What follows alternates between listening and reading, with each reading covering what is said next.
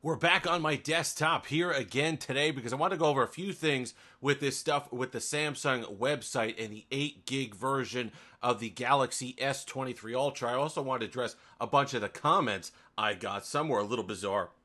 We'll talk about that later on. Here's where my initial confusion started when it came to the variants of the S23 Ultra. Here's last year's variants of the S22 Ultra. You can see here there are 4 of them, including this one here, which is the 8 gig 128, which was basically the Zonk prize from Let's Make a Deal that Samsung quickly did away with. They offered us the free upgrade, so for all intents and purposes, the 12 gig 256 gig internal storage version was the default kind of base version of the S23 Ultra, as the 8 gig 128 one wasn't even the default that Samsung would have on the website within a couple months, and you could only find these on Amazon deals later in the year. This one quickly disappeared, as it should have. It was absolutely ridiculous. So you here see the 4 variants. So I only assumed that the 8 gig 256 essentially took the place of this. So you had, this year, you'd have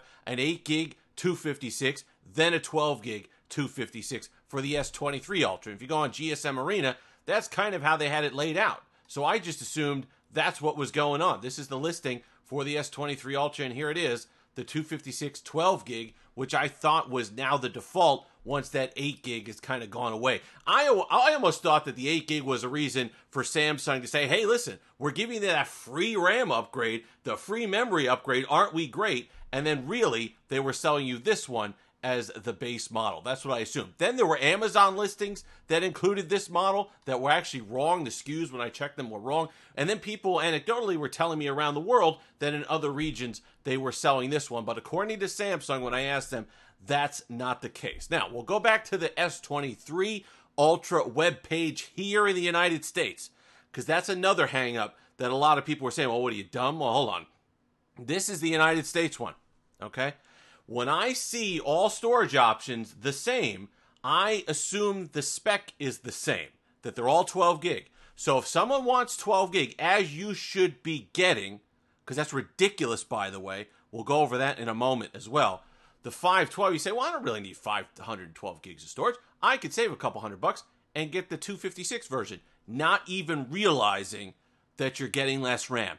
And Samsung knows this, and this is a thing. So we're going to take a quick trip across the pond and visit our friends in the United Kingdom. I'm going to show you what their website looks like right after this. Okay, real quick flight. We've paid our respects to Larry the Cat over on Downing Street. Now it's time to get down to business. Here is the UK version of the Samsung site. As you can see up here at the top, samsung.com/UK. The values are in pounds. And look at this when you look at the storage options. Number one, Samsung defaults you to the 12 gigabyte 512 version of the phone, much like they did last year when they were moving you away from that 8 gig version. But it's listed right here, 256 gigs, 8 gigs of RAM on their site.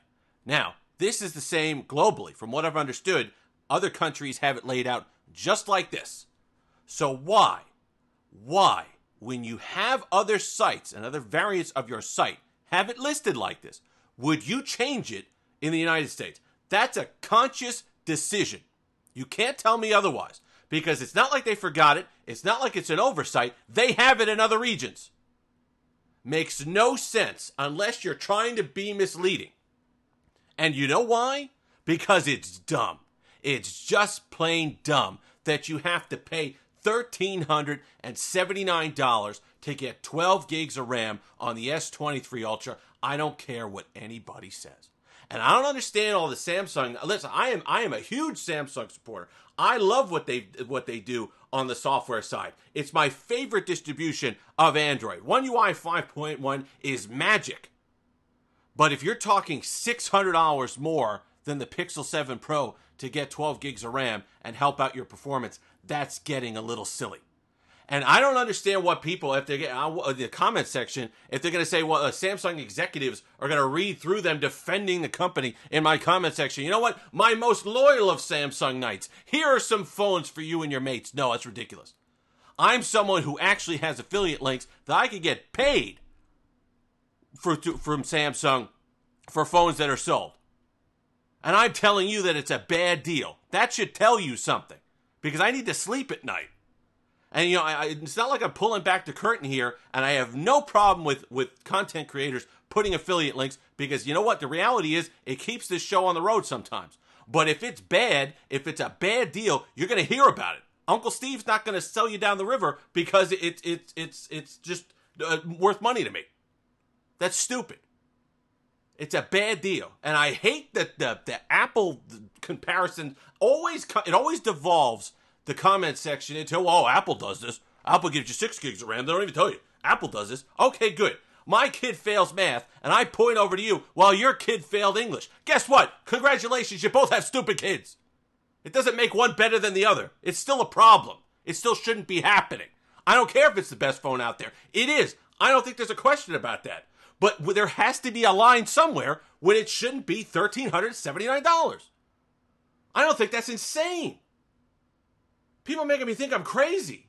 I don't think it's insane, especially since last year, essentially the base version was 12 gigs of RAM and 256. They essentially went backwards for more money.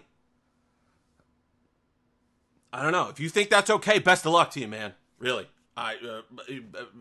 Just money grows on trees. I don't understand it. And, you know, I get plenty of emails telling me that no matter what Samsung says, offers were a little soft as far as trade-ins and all the rest of it, and sales were a little soft on the S23 Ultra. I understand the sales figures are what they are, but it wasn't the growth that was expected because of the trade-ins and because of the price and because of the way cost of living is around the world. It's meant to mislead customers. It's meant to, the way the website is set up in the United States is meant to mislead people into thinking they're getting the same phone, just less storage.